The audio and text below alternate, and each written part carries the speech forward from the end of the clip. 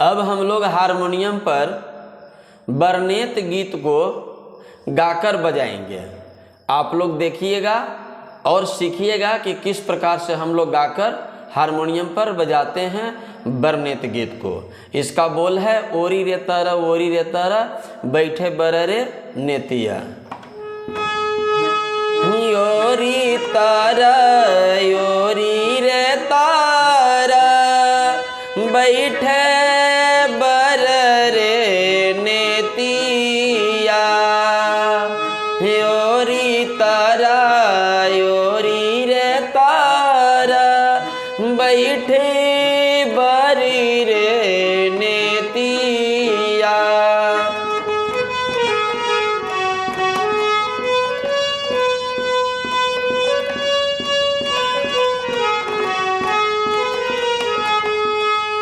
निकाला ना जाना कई पापा या पानी रे पुतारिया।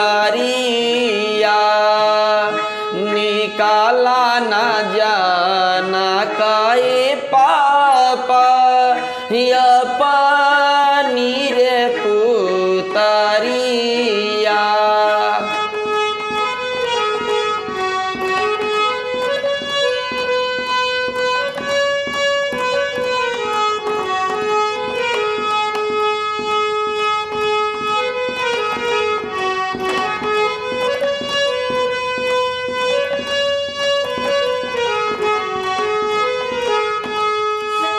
कैसे निकालूं जी समाधि या पानी रे पुतारिया।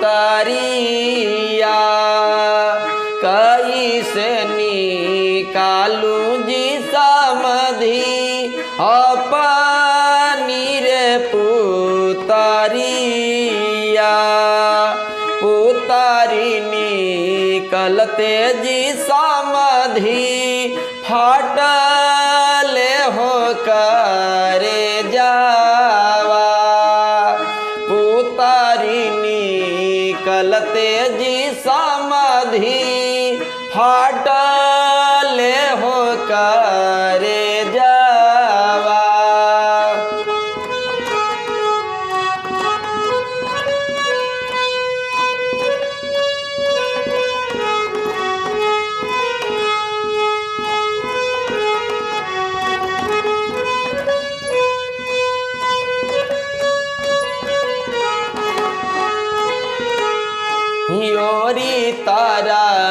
ओरी रे तारा बैठे बररे नेतिया।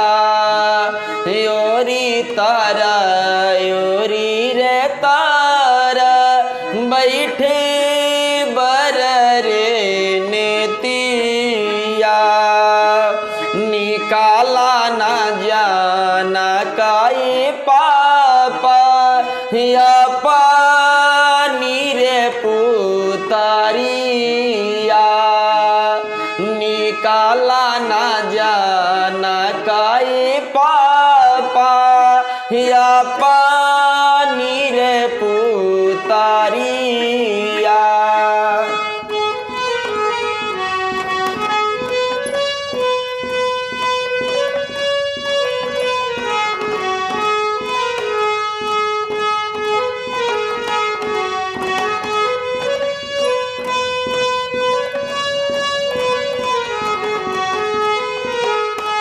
जबरे जाना कहो पापा निकलल रे पुतारिया। जब हो जाना करे पापा निकलल हो पुतारिया। तब रे सजाना हो लगवा गिरे छाइया। तब रे सजाना हो लगवा गिरे मुरु रे छाइया।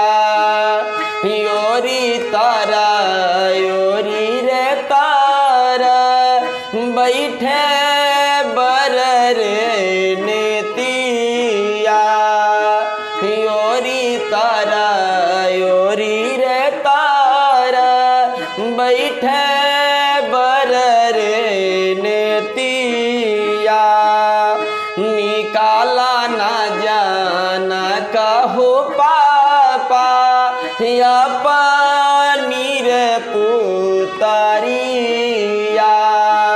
निकाला ना जाना काए पापा या पानी हो पुतारिया।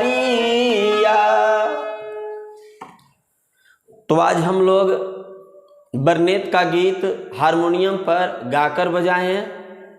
आप मेरे चैनल सरगम एंड टीम को सब्सक्राइब करिए, बेल आइकन दबाइए, लाइक करिए। हम सरगम सर मिलेंगे अगले वीडियो में एक नए जानकारी के साथ।